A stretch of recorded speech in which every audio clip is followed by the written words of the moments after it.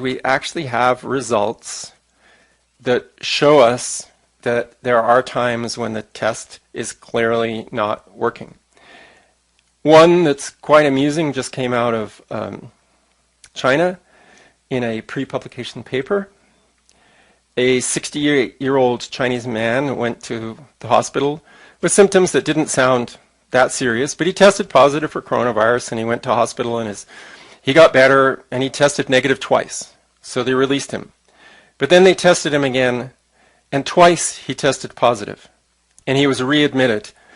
And bizarrely, he was put on antiviral drugs. So he was put on antiviral drugs because they so believed that the test was accurate that even though he had no symptoms, they felt that he was sick. And this is where the modern world is, that sickness has become virtual. If your test is positive, you're sick. It's got nothing to do with your symptoms. Anyway, he survived the antiviral drugs, and he tested negative 4 times. So they released him again. A few days later, he tested positive again. He was readmitted to the hospital, put on antiviral drugs again, and then a few days later was tested negative and was released. And I don't know when this happened. It's probably fairly recent, but this guy might go around in this cycle forever.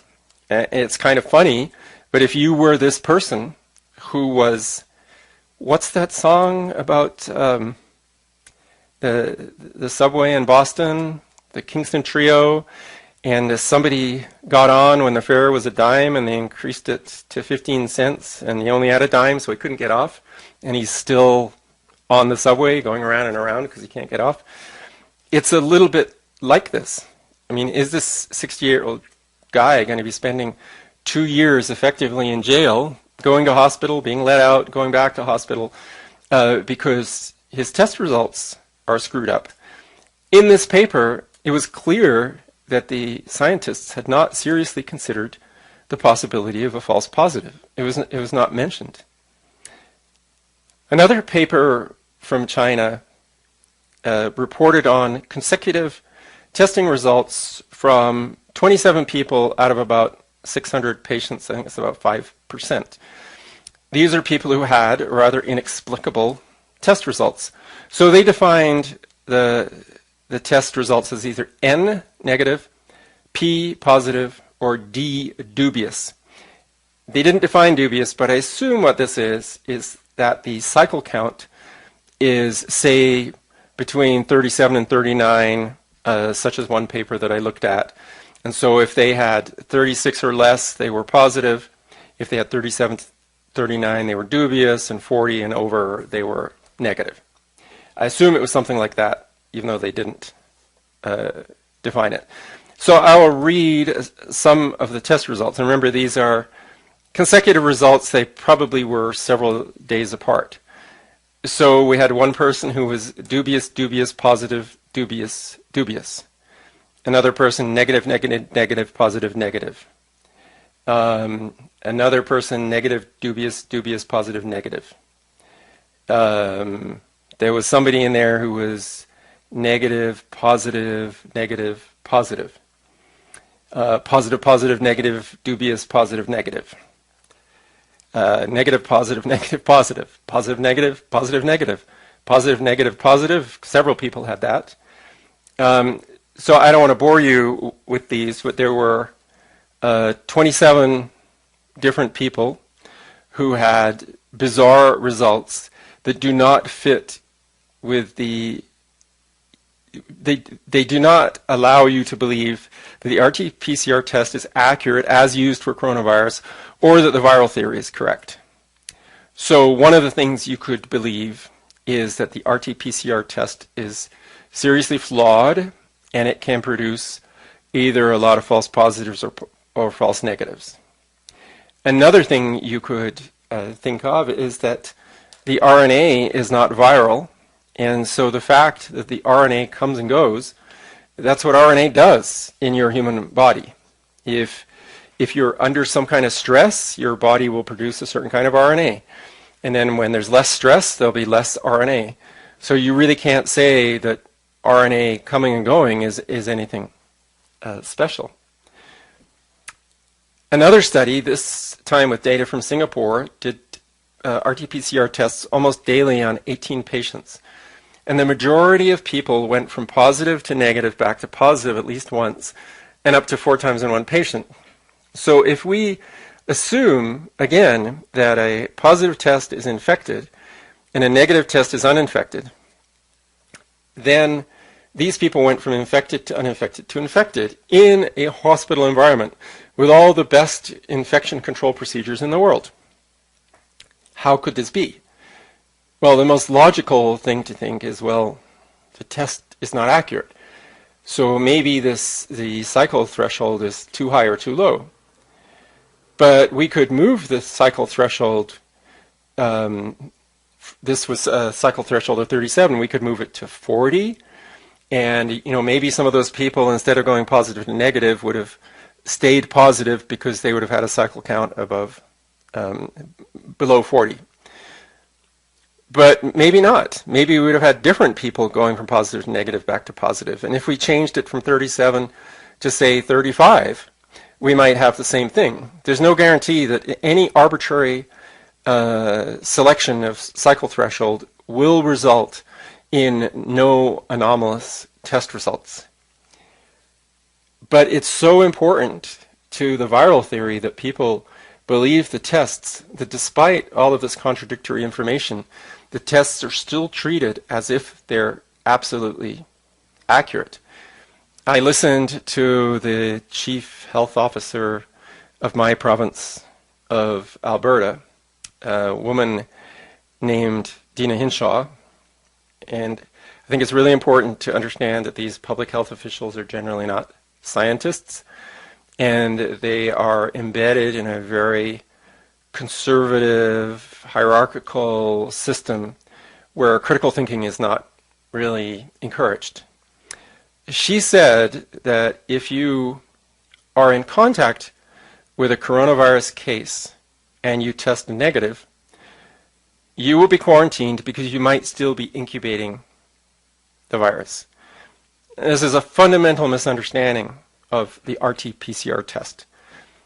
She probably learned about antibody tests, and the idea with antibody tests is you get infected with a virus, and some days or weeks later, your body starts to produce a measurable quantity of antibodies, and if you're lucky, it fights off the virus, and you get healthy, and you become immune. So once you have a strong viral antibody response, you will never get sick with that virus again. But that's not how RT-PCR works. According to Buston, the limit on sensitivity of the test is 3 molecules of RNA. And he said that with these high cycle counts, you have reached the limit of detection. So what this means is if there were 3 molecules of matching RNA in the nasal swab, for example, then you would still test positive. So how could you be in an incubation period? If you have so little RNA in your body, supposedly from the virus, that you're not even getting 3 molecules in a nasal swab, then how can it be causing anything? Like, are you infected when there's so little? And I would imagine that in many of these cases, the people stay negative and stay asymptomatic. So basically, if the test is so great, if somebody tests negative, they're uninfected. This is not like an antibody test. Antibody tests have what is known as a window period, which they often choose as several weeks or several months. And they say if you're negative within that window period after having just been infected, that doesn't mean that you're not infected. Although the whole window period thing is kind of questionable, that is the belief with antibody tests. It's not the belief with RT-PCR. But again, it's a bias towards assuming that more people are positive, more people are infected. So they want to push the cycle count, the cycle threshold, to the point where more and more people test positive. They want to interpret negative tests as you might be positive. I've previously mentioned a paper from China where they tested a woman 18 times. She tested negative every time. They really wanted her to be positive, so they just declared that she was infected, despite having tested negative so many times. Two things which I think are relevant here. Number one, never start with theories, always start with observations. Mm-hmm. And number two, how do you know that if you want to understand a living thing, you should use a microscope and not a macroscope? Mm. Now, we assume that, okay, I want to know about whether this person is healthy, I should, first kill them and then cut them up and see what's in there. Right. Right? And we all accept that as if, God himself said that's how you understand life is A, kill it, B, cut it up and poison it. And it's not necessarily true that that's right. Why don't you understand how this dolphin, interacts with its environment? Like maybe somebody poisoned the water. Mm-hmm. Right? I was just reading an article from Scotland where the fish farmers have dumped 12 tons of formaldehyde into the lake to, I guess, sterilize their fish, maybe to get rid of sea lice or something like that. Or to get rid of the coronavirus. Oh, maybe the coronavirus. 12 tons of formaldehyde. And they were saying, oh, it dissolves in water. It's not a problem. Right. I mean, after all, if a goat and a pawpaw fruit can test it, yes. Why not a bunch of fish? I mean, right. So those two things guide me. Number one, I don't believe in anything because there's a theory that we're supposed to accept as true. Right. The whole of Western science seems to have become, we believe in the germ theory, therefore we're going to spend, hundreds of trillions of dollars trying to prove it. Or we believe, another one of mine, that the heart pumps the blood, which clearly it doesn't. And then they spend billions of dollars with theories of trying to prove that. But the problem is, simple observations and trusting one's own judgment just don't bear that out. And we're all screwed up. From a macroscopic point of view, like if you step back and you're hundreds of feet in the air looking down at this tribe or this village where people, have perfect teeth and eat, really good diet, it's also more than their diet, right? It's like, what is their lifestyle? And many other aspects of it. Like, what's their level of stress? Is this a warlike group of people, or is this people who are living in somewhat more harmony with other people and with the environment?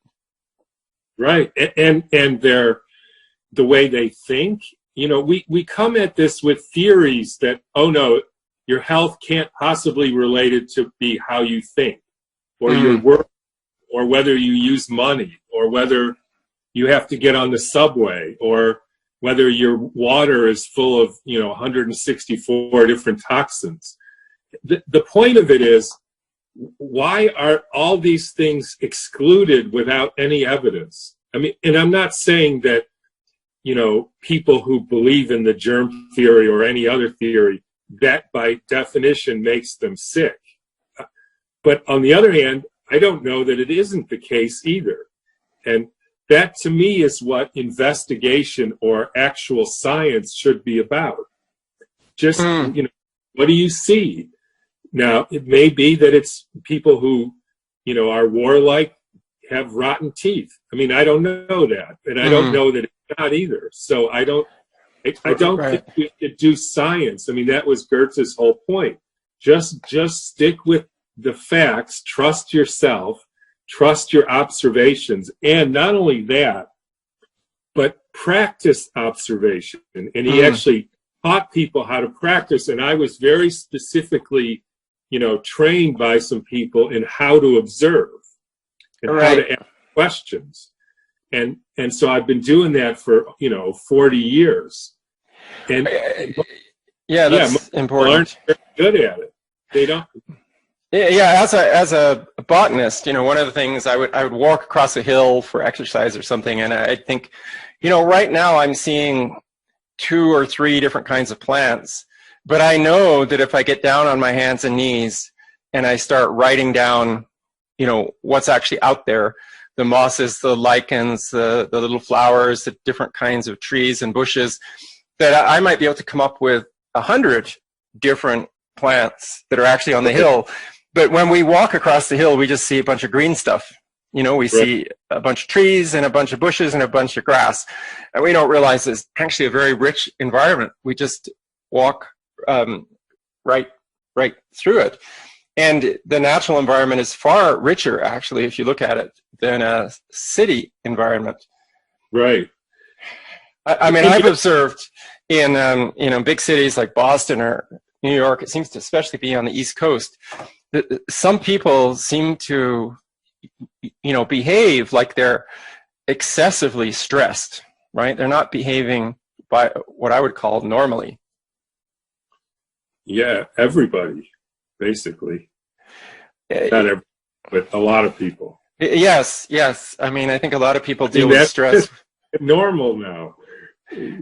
Yeah, it's only worse now. I mean, it's bad enough having, a low-paying job and, maybe working 2 or 3 jobs and trying to deal with all kinds of social and family problems.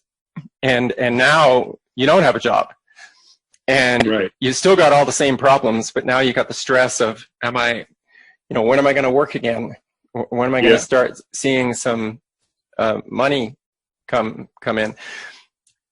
And you have to breathe in your own exhaust, which... Yeah, with the masks. Yeah. Yeah, I was just reading... I just wanted to say that it's interesting when you look at this, what we're talking about, and the change in how we prove viral causation. It went from basically observation, right? That's what Koch's postulates are, or Rivers' criteria. And then if you read the new public health version of how to prove viral causation, I think they're called the Hill criteria or something. Right. One of the criteria is you have a bunch of people being sick and you can't think of another reason. And you deliberately don't. It's like Zika was a perfect example of this. There was a paper published in New England Journal of Medicine, I think, which was actually planted by the CDC. Like when I looked at the authors, they all worked for the CDC. And it said, we're going to prove Zika causation. And there was a statement in there that, we considered all other possible causes, but they didn't list them. So I was thinking, did you consider all the vaccine programs that are going on in Brazil? Did you consider the fact that you're adding pesticides to the water supply to kill larvae? Did you consider the agricultural pesticides that are used heavily in that area? And I'm sure they didn't. And that's why they didn't list the list of causes, potential causes, because they actually omitted all the environmental causes. Right. Or what if the person is just stupid and they can't think of any causes? I mean, that's like, you can't, that's what I mean. So that's a person or a theory that doesn't go from observation, like you said. So what about this? What about this? What do I observe here? Are people spraying this or injecting that or whatever? And that's not to say that I necessarily know that any one of those is the cause, right? That's what we're supposed to find out. But this CDC's aim is find the virus that best fits. I mean, it's kind of like doing a jigsaw puzzle, and there's a couple of be mixed up, and you're missing a piece, and so you just ram a piece in that doesn't really fit, but it's good enough to serve the end of saying we found another virus. Right, exactly. They just use, they start with a theory and then they try to fit in facts, which do or don't, and then, I was just talking to the head of this lab the other day that specializes in testing, coronavirus testing. Mm-hmm. I decided to just play dumb just for fun, although I must admit it wasn't much fun. But anyway, she says, it's an example. I said, so how do you do this testing? They said, well, we do a PCR test, and that looks for the virus. And I said, does the PCR test mean that they're sick? Well, it means that they have the virus. They might be sick or they might not be sick. And I said, well, how do you know if the virus is causing them to be sick? And she said, you do a PCR test. And I said, wait a minute. Are you the Mad Hatter from Alice in Wonderland? I was quoting Alice in Wonderland quite a bit at the beginning of this, because it's like I had no other explanation for this kind of world that we live in, where there's all this circular reasoning and people don't realize that it's circular, or people are doing insane things. Right. But David, let me suggest something about that, because I was thinking about talking to you, and I was let me just be frank here. I was saying, I hope he doesn't ask me about like antibody tests or things, because obviously you know more about that than I do. But I mean, I've read all your things, and I could probably spout it off if I needed to. But here's what I wanted to get to, where I think I can contribute. Okay? Can I just? Yeah.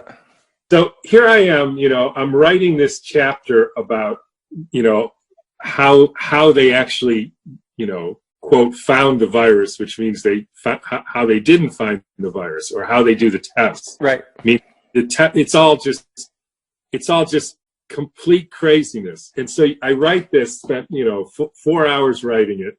Then I talked to my friend, and I said, I had this funny feeling as I was writing this, because it was so completely obvious that the whole thing is a sham, and if you just use basic logic, you come to a completely different conclusion. And yet, because it was so obvious, even me, after 40 years, the occasional thought came into my mind, I must be wrong. Mm-hmm. How can everybody else be wrong? It's got to be me. How could this be? I must be stupid, or I don't understand. This is so obvious. This is such, like, you can't say things like this quote from the head of infectious disease at Wake Forest says, an antibody test means you're either immune or you're not immune. That's right. It's like you go to That's true. Well, if you cut the deck of cards and you pull out a spade, that either means you're immune or you're not immune. Right. Has the same predictive value. Right. I mean, what other choice is there? Maybe you're possibly immune, or refrigerator, and the guy says, well, it'll either keep your food cold or it won't. Yes. Thanks. If you want a refrigerator that works all the time, then you got to pay for the more expensive model. Right. And so, why is that? And all I can say is we're all so conditioned that we can't possibly trust our own, insight or logic or thinking, that there must be somebody out there who knows better. There must be some wise men out there who are actually guiding the ship. And I saw an interview with Kary Mullis, and saying he went for almost a decade thinking, I don't know, I must have missed something here. Right. Until he was invited as a Nobel laureate to meet the other wise men. And he goes up to Montaigne and says, what's the evidence? And he said, basically, I don't have any. Montaigne, if you get him alone, can be quite honest. Gallo, he's always the pit bull. It doesn't matter if you woke him up in the middle of the night or whatever, you're going to get the same response from Gallo. Right. Yeah. Montaigne's done some interesting things, but he did say that, and it hit Mullis right then. I think he said to himself, hey, wait a minute, I'm one of the wise men. I don't see it. And so at that point, the whole world changes. Yes. I mean, I guess when you get the Nobel Prize, you can put yourself up kind of on Mount Olympus of intellectual endeavors, so you don't need to feel this inferiority, which a lot of people feel because they don't have the credentials. And even if you have the credentials, you don't have the Nobel Prize to stamp it.